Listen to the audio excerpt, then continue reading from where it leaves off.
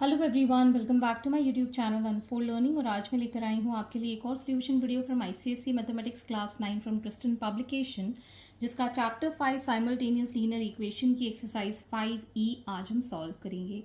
और इस एक्सरसाइज के क्वेश्चन नंबर 1 से लेकर क्वेश्चन नंबर 24 तक के सोल्यूशन हम ऑलरेडी कर चुके हैं।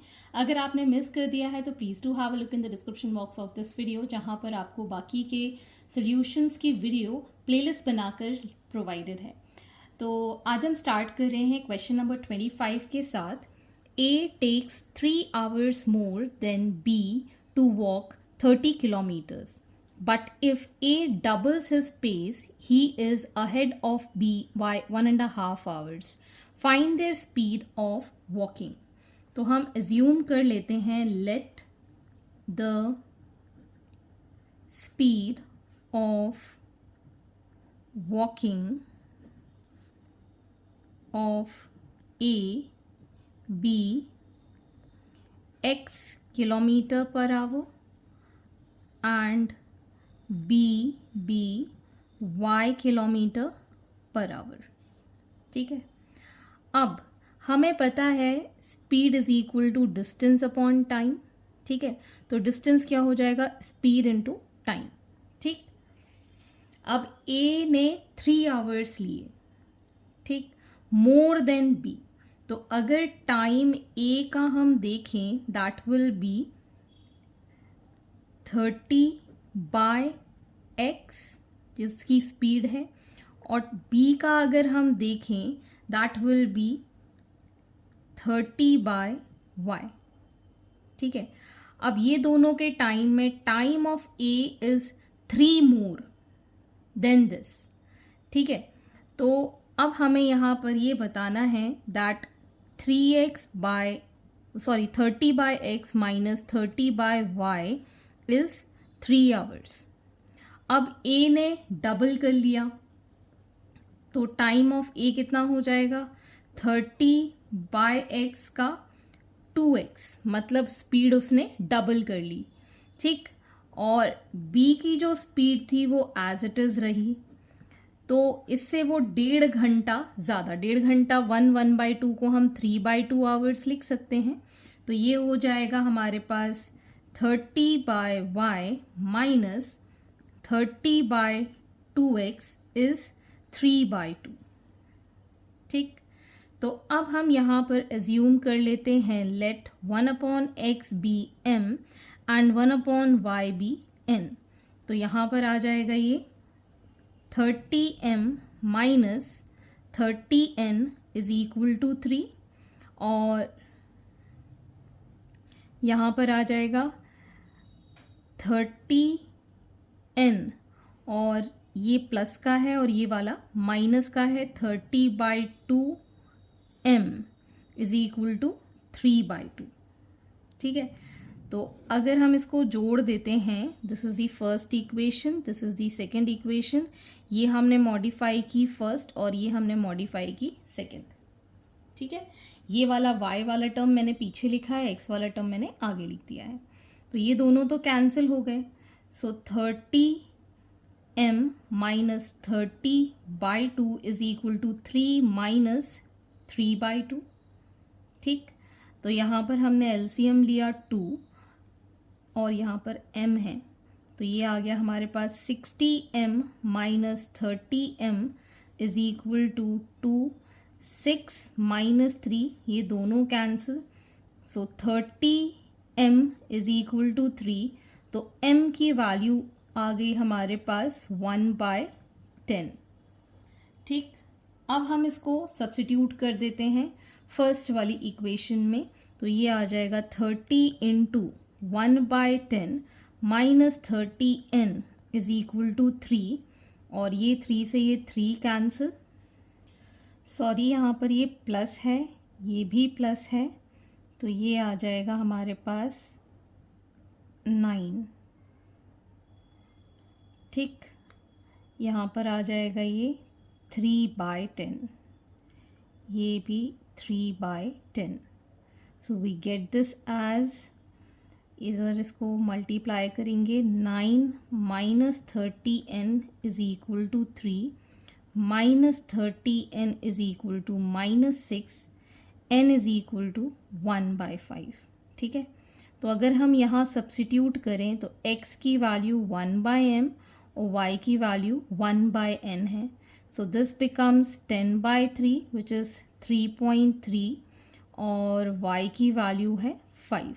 तो आप लिख सकते हैं therefore speed of walking of A is 3.3 kilometer per hour and B is 5 kilometer per hour. Question number 26. 4 men and 6 boys can finish a piece of work in 5 days, while 3 men and 4 boys can finish it in 7 days. Find the time taken by 1 man alone and also by 1 boy alone. तो हम यहाँ assume कर लेते हैं 1 days work of a man, मतलब single man के लिए 1/x and for a boy be 1/y। ठीक है, अब 4 मैन और 6 बॉयज़ हैं, ठीक है ना, तो 4/x प्लस 6/y कितने दिन में? 5 डेज में। So 1/5, this is our first equation. और हमको ये पता है कि 3 man 4 boy 3/x and 4/y y is equal to 1/7, that is the second equation. ये एज्यूम कर लेते हैं, let 1/x is equal to a and 1/y is equal to b। तो हमारी इक्वेशन हो जाएगी 4a plus 6b is equal to 1/5 and 3a plus 4b is equal to 1/7। तो इसको हम मल्टीप्लाई कर देते हैं 3 के साथ, इसको मल्टीप्लाई कर देते हैं 4 के साथ। सो 4 3s are 12a, 16 6 3s are 18 and 3/5, ये हो जाएगा 12a plus 16b is equal to 4/7। Minus minus minus, ये दोनों cancel, this becomes 2b is equal to 3/5 minus 4/7 which is 35, 7 3s are 21 minus 5 4s are 20, so 1/35। b की value आ गई है 1/70। ठीक, substituting this in this equation यहाँ पर हम पुट कर देते हैं। So 3a plus 4 into 1/70 is equal to 1/7। So 3a is equal to 1/7 minus 4/70, LCM आ गया 70, तो ये आ जाएगा 10 minus 4 that is 6/70। a will be equal to 6/70 और 3 नीचे चला जाएगा 2 टाइम्स, दैट इज़ 1/35। a की वैल्यू आ गई है 1/35 और b की वैल्यू आ गई है 1/70।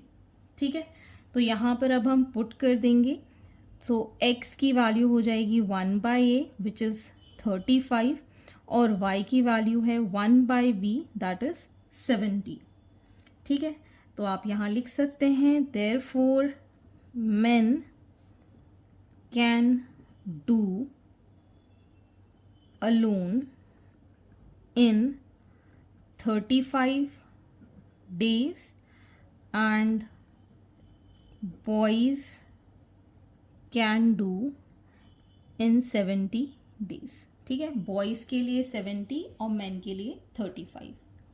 Question number 27. Ankita and Isha can do a piece of work in 12 days if 1 day work of Ankita be 3/4 of 1 day work of Isha. Find out in how many days will do the work alone. तो हम यहाँ assume कर लेते हैं let 1 day work of Ankita be 1/x and Isha be 1/y।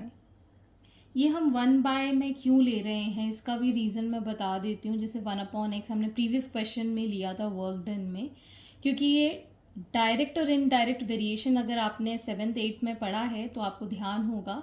Direct variation में हम सीधे सीधे XY ले लेते हैं और इनडायरेक्ट वेरिएशन में हमको 1/x 1/y लेना पड़ता है। इनडायरेक्ट का मतलब हो गया है ज़्यादा लोग जल्दी काम, मतलब कम टाइम। तो ये क्या हो गया इनडायरेक्ट, कितने ज़्यादा लोग होंगे उतना ही कम टाइम लगेगा, ठीक है ना। तो ये इनडायरेक्ट वेरिएशन का है, जैसे कि जितने ज़्यादा लोग होंगे उतना ज़्यादा खाना लगेगा, है ना। जितने ज़्यादा लोग होंगे उतना ज़्यादा खाना हमको चाहिए पड़ेगा खाने के लिए। तो ये डायरेक्ट वेरिएशन हो गया, मतलब ज़्यादा के साथ ज़्यादा और अगर ज़्यादा के साथ कम है तो इनडायरेक्ट वेरिएशन, इसलिए हम इसको 1/x ले रहे हैं। So first condition is Ankita and Isha can do a piece of work in 12 days. So 1/x plus 1/y is 12. 1 day work of Ankita be 3/4 of 1 day work of Isha. So 1 day work of Ankita be 3/4 of 1 day work of Isha. ये 4 है, ठीक है। Find out how many days each will do the work. तो हम यहाँ पे 1/x की value 3/4 लिख लेते हैं। ये 1 है और ये 2 है, तो यहाँ पर मैं पुट कर देती हूँ सब्सटीट्यूशन में 3/4 y प्लस नीचे ही आएगा ये y, 1/y is equal to 1/12।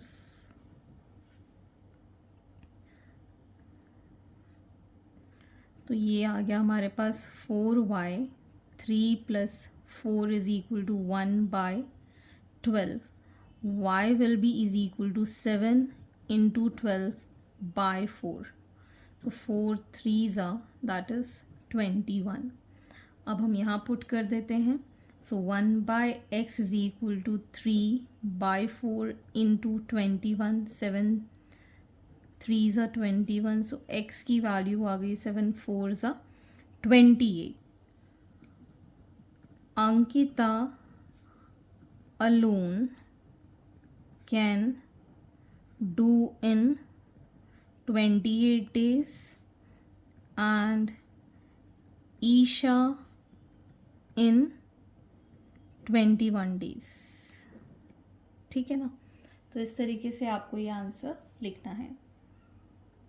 Question number 28. A boat goes 24 kilometer upstream and 28 kilometer downstream in 6 hours. It goes 3 kilometer upstream and 21 kilometer downstream in 6 hours and 30 minutes. Find the speed of boat in still water and also speed of the stream. तो हम यहाँ assume कर लेते हैं let the speed of boat in still water be b and speed of stream b s, ठीक है। तो up stream और डाउन स्ट्रीम का कॉन्सेप्ट देखिएगा। अगर हमारे पास यहाँ पर नदी बह रही है, दैट इज़ दी स्ट्रीम, और अगर इस डायरेक्शन में स्ट्रीम है और बोट उल्टे डायरेक्शन में जा रही है, तो हम कहते हैं इसको अप स्ट्रीम। सो बी माइनस एस करेंगे, और डाउन स्ट्रीम के लिए अगर बोट और स्ट्रीम एक ही डायरेक्शन में जा रहे हैं तो ये कहेंगे हम डाउन स्ट्रीम। और हमें पता है that speed is equal to distance upon time, तो टाइम हो जाएगा डिस्टेंस अपॉन स्पीड, ठीक। तो डिस्टेंस है 24 kilometre upstream, that is B minus S. फिर है 28 kilometres downstream, B plus S is equal to 6, this is our first equation. फिर है हमारे पास 3 kilometre upstream, that is B minus S plus 21 kilometres B plus S is equal to 6 hours और 30 minutes है। तो ये 6.5 हो जाएगा। 6.5 को हम लिख पाएंगे एज 13/2।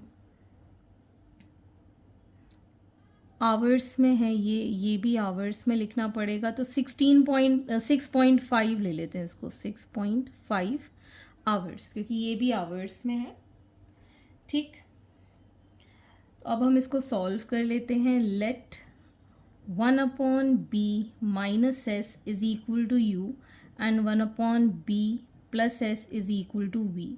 तो हमारी इक्वेशन हो गई 24u plus 28v is equal to 6 and 3u plus,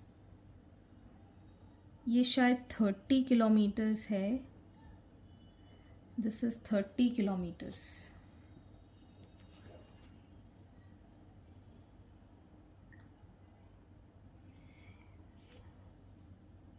ये हम 30 ले रहे हैं and 21b is equal to 6.5। तो ये हमारी मॉडिफाइड फर्स्ट इक्वेशन है और मॉडिफाइड सेकेंड इक्वेशन है। इसको हम 84 बना सकते हैं by multiplying this by 3 and this by 4। तो ये हो जाएगा हमारे पास 72u plus 84v is equal to 18 और ये हो जाएगा 3 4 12 120u plus 84v is equal to 26। Minus minus minus, ये दोनों तो कैंसिल, ये आ गया माइनस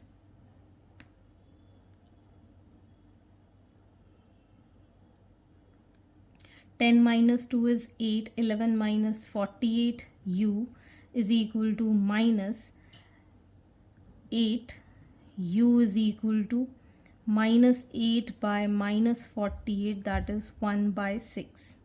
ठीक है, इसको अब हम पुट कर देते हैं ये वाली इक्वेशन में।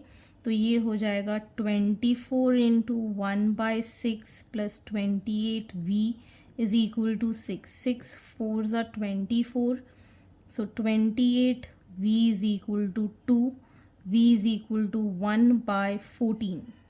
ठीक है, तो अब हम यहाँ इसकी वैल्यू पुट करेंगे तो ये हो जाएगा हमारे पास b minus S is equal to 6 and b plus S is equal to 14।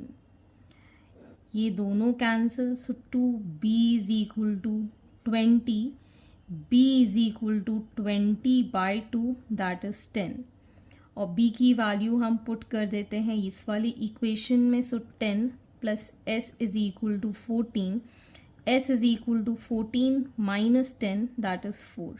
Therefore speed of boat in still water is 10 kilometer per hour and speed of stream is 4 kilometer per hour. So this is the final speed. Question number 29. In an equilateral triangle, the length in centimeter of sides are this, this and this. Find the perimeter of triangle. तो equilateral triangle की हमें property पता है that opposite sides are equal. तो हम ये दोनों side को इक्वल करते हैं और ये दोनों साइड को इक्वल करते हैं तो हमारे पास दो इक्वेशन बन जाएगी। ठीक है ना, तो हम लिख सकते हैं for an equilateral triangle 2x plus y upon 2 is equal to 5x by 3 plus y plus 1 by 2।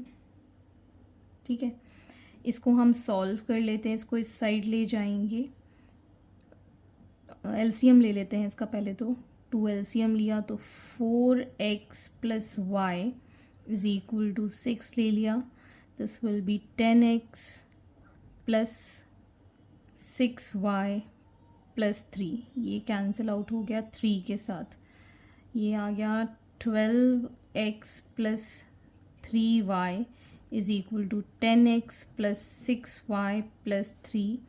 इसको इस साइड ले गए तो 2x, इसको इस साइड ले गए तो minus 3y is equal to 3। This is our first equation. ठीक, अब हम निकालते हैं दूसरी इक्वेशन। इसको भी इसके इक्वल पुट कर देते हैं। 2x plus y by 2 is equal to 2 by 3x plus 2y plus 5 by 2। LCM लिया 2, ये हो गया 4x माइनस वाई, यहाँ एलसीएम लिया 6, तो ये हो गया 4x प्लस 6 टू ज़ा 12 y प्लस 5 3 ज़ा 15। ये 3 times cancel, so this becomes 3 4 ज़ा 12x minus 3y is equal to 4x plus 12y plus 15।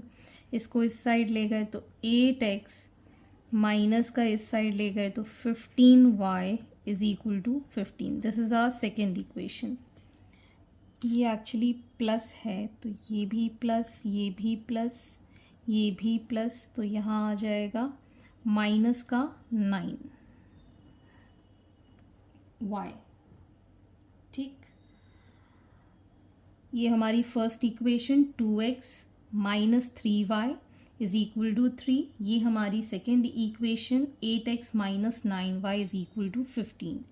ये हम मल्टीप्लाई कर देते हैं 4 के साथ। 4 टू ज़ा 8x माइनस 4 3 ज़ा 12y is equal to 12 and 8x minus 9y is equal to 15। So minus plus minus ये cancel, 12 minus 9 is minus 3y और ये हो जाएगा minus 3। So y is equal to 1। Substitute कर देते हैं हम इक्वेशन 1 में।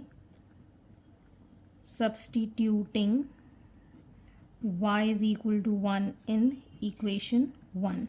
सो 2x minus 3 is equal to 3, 2x is equal to 6, so x is equal to 6 by 2, that is 3। तो x की वैल्यू है हमारे पास 3 और y की वैल्यू है 1। ठीक है, अब हम इनको सारी साइड्स में पुट कर देते हैं। तो अगर हम यहाँ पर 2x प्लस वाई बाई 2 की वैल्यू निकालें तो 2 into 3 plus 1 by 2, this will be 6 plus 1 by 2, 2 6 12, 13 by 2 ये पहली साइड आ गई। दूसरा है 5 by 3x plus y plus 1 by 2, so 5 by 3 into 3 plus 1 by 2, ये 3 से ये 3 cancel, 6 plus 1 by 2, this will be again 13 by 2। इस वाले में भी पुट कर लेते हैं 2 by 3 in x plus 2y plus 5 by 2, so 2 by 3 into 3 plus 2 into 1 plus 5 by 2, ये 3 से ये 3 कैंसिल, 4 हो जाएगा यहाँ पर ये, और 4 टू ज़ा 8 एंड 8 और 5 13 बाई 2। मतलब हम तीनों साइड में किसी भी वैल्यू पुट कर सकते हैं x और y की किसी में भी, तो वील गेट 13 बाई 2। लेकिन हमें निकालना है perimeter of triangle. So perimeter is equal to 3 into side, that is 3 into 13 by 2, that is 39 by 2, 3 ones are 3 nines are 18.5 centimetre. Centimetre मैंने यहाँ से लिया है, सो 19.5 centimetre is the perimeter. Question number 13, a right angle triangle, the sum of other two angles is 90 and the difference of these two angles is 20. Find the measure of these two unknown angles. तो हमारे पास यहाँ पर अगर एक right angle triangle है तो एक angle तो 90 डिग्री होगा ही होगा। ठीक है, तो ये वाला x ले लेते हैं और ये वाला y ले लेते हैं। तो हमें ये पता है दैट x प्लस वाई की वैल्यू कितनी है 90 degree and difference between the two मतलब x माइनस वाई की वैल्यू है 20। This is the first and this is the second. तो x plus y is equal to 90 and x minus y is equal to 20, ये दोनों cancel out हो गए। 2x is equal to 110, so x is equal to 110 by 2, that is 55 degrees. ठीक, इसको हम substitute कर देते हैं फर्स्ट इक्वेशन में। So 55 degrees plus y is equal to 90 degree, so y is equal to 90 minus 55 degree, that will be equal to 35 degree. therefore other two unknown angles are 55 degree and 35 degree. Question number 31. The taxi charges in a city consist of a fixed charge together with the charge for the distance covered. एक city के अंदर जब वो car चलती है, taxi चलती है, तो उसके तो एक फिक्स चार्जेस हैं ही, साथ में वो डिस्टेंस कितना कवर कर रही है वो उसके अंदर ऐड हो जाते हैं. For a distance of 10 km, the charge paid is rupees 315. For a journey of 15 km, the charge paid is 465. What are the fixed charges and the charges per kilometer? How much does a person have to pay for traveling a distance of 32 kilometers? तो अगर हम यहाँ पर assume कर लें, let the fixed charges be rupees X and charge per kilometer be rupees Y. तो first वाले के लिए जो फिक्स चार्जेस थे वो तो है ही, और 10 किलोमीटर्स चला मतलब 10 y is equal to 315 and x plus 15 kilometers chala, that is 465. This is first and this is second. तो इसको हम सब्ट्रैक्ट कर देते हैं, माइनस माइनस माइनस, ये दोनों cancel, -5y is equal to -0.5 150. So y is equal to 30. तो charges पर किलोमीटर्स जो हैं दैट इज़ 30, और इसको हम पुट कर देते हैं फर्स्ट इक्वेशन में. तो ये आ जाएगा x plus 10 into 30 is equal to 315. So x is equal to 315 minus 300, that is 15. Therefore fixed charges are rupees 15 and charges per kilometer is rupees 30. ठीक है. तो अगर कोई 32 किलोमीटर्स गया है सेकेंड पार्ट के लिए, to travel 32 kilometres, charges will be, जो फिक्स चार्जेस हैं वो तो उसको देने ही होंगे, मतलब 15 रुपये, and 30 into 32 that is 15 plus 0, 3 2s are 6, 960. So it will be 975 rupees जो उसको पे करने होंगे. So hence these are the solution and this completes your exercise and I hope आपको मेरे solution वीडियो ज़रूर पसंद आ रहे होंगे. अगर आपको कोई भी डाउट या क्वेरी है तो आप मेरे चैनल के कमेंट सेक्शन में कमेंट करके, या फिर आप मुझे सर्च कर सकते हैं on Telegram by the name unfold learning. At last please do share my videos with your family and friends and don't forget to subscribe my channel. Thank you for watching.